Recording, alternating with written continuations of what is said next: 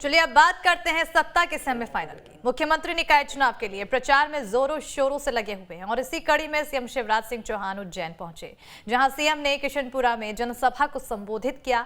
दरअसल निकाय चुनाव को लेकर बीजेपी लगातार जीतेंगे बूथ जीतेगी बीजेपी कार्यक्रम चला रही है और इसी कड़ी में सीएम शिवराज उज्जैन पहुंचे और जनसभा को संबोधित किया। अपने संबोधन में सीएम शिवराज ने कांग्रेस पर तंज कसा और कहा कि कांग्रेस की सरकार में किसी को घर नहीं मिला तो किसी को राशन, लेकिन बीजेपी की सरकार में सब कुछ दिया जा रहा है। वहीं सीएम ने महापौर प्रत्याशी मुकेश टटवाल और पार्षदों को भारी बहुमत से जिताने की अपील की है।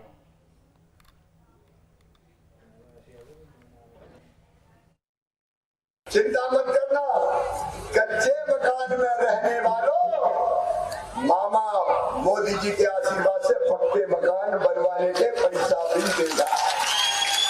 कांग्रेस ने कभी दिएगा? अच्छा, जितना राशन कोविड से लेके अब तक मोदी जी दे रहे हैं, मामा दे रहा है, कभी गरीबों को कांग्रेस ने राशन दिया था क्या? अब राशन ले लो, मकान ले लो, बच्चों की पढ़ाई करवा लो, बीमार हो जाए तो इलाज करवा लो, उजाला रसोई गैस कनेक्शन ले लो, बच्चों की फीस भरवा लो, बेटियों की शादी करवा लो, तीर्थ यात्रा कर आओ। और क्या करूं ये तो बताओ।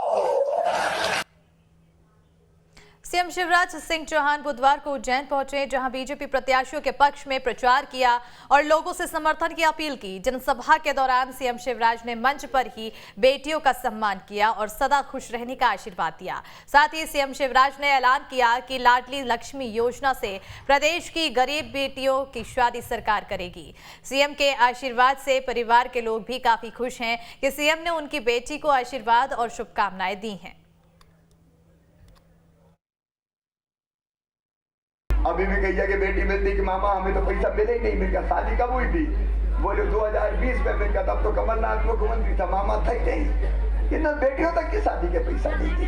अब फिर से कन्यादान योजना चालू, सब बेटियों की शादी धूमधाम से की जाएगी, चिंता मत करना।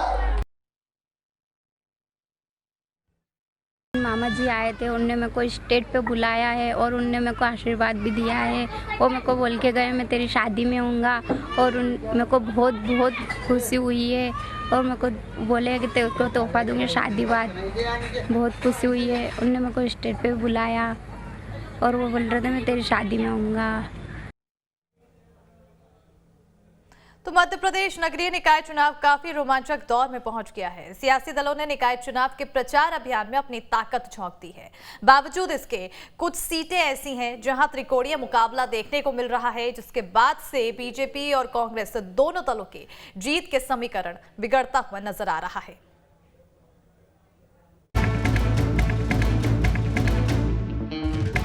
मध्य प्रदेश में निकाय चुनाव का प्रचार जोर शोर से सियासी दलों की ओर से किया जा रहा है।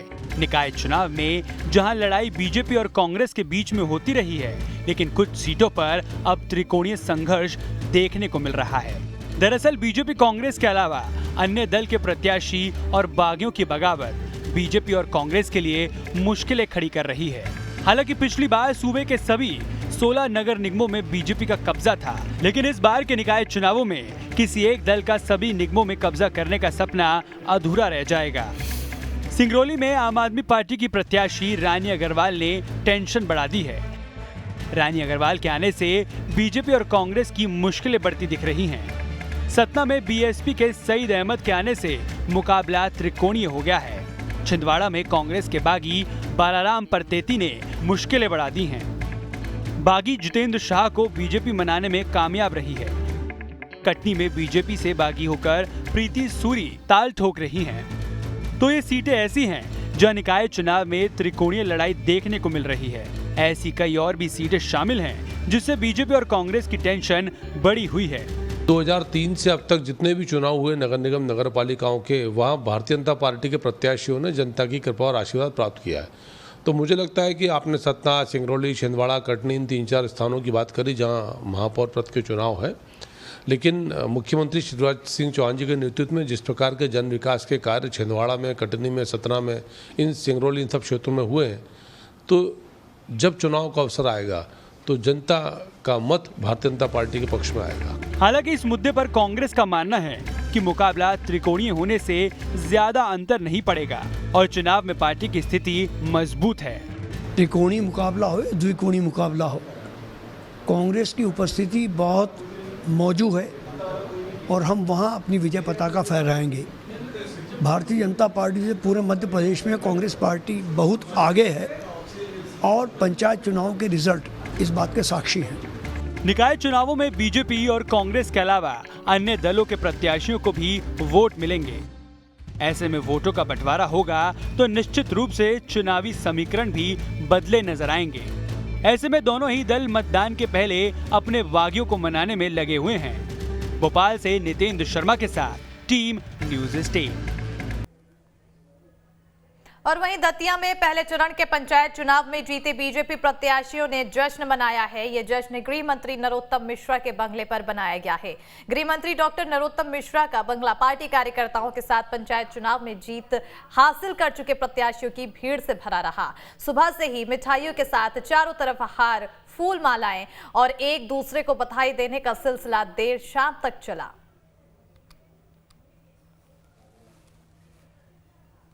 वहीं बीजेपी की मुरैना नगर निगम महापौर प्रत्याशी मीना मुकेश जाटव के चुनाव कार्यालय का शुभारंभ केंद्रीय कृषि मंत्री नरेंद्र सिंह तोमर ने किया है।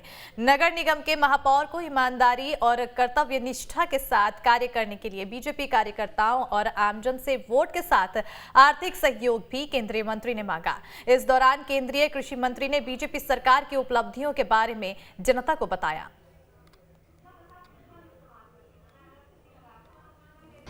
नहीं तो जितनी बड़ी भीड़ आज दिखाई दे रही है, ये भारतीय जनता पार्टी की जीत को तो सुनिश्चित कर ही रही है, लेकिन अगर मुंशी लाल जी अपनी में आ जाते तो घंटा 2 घंटा भी कम ही पड़ते।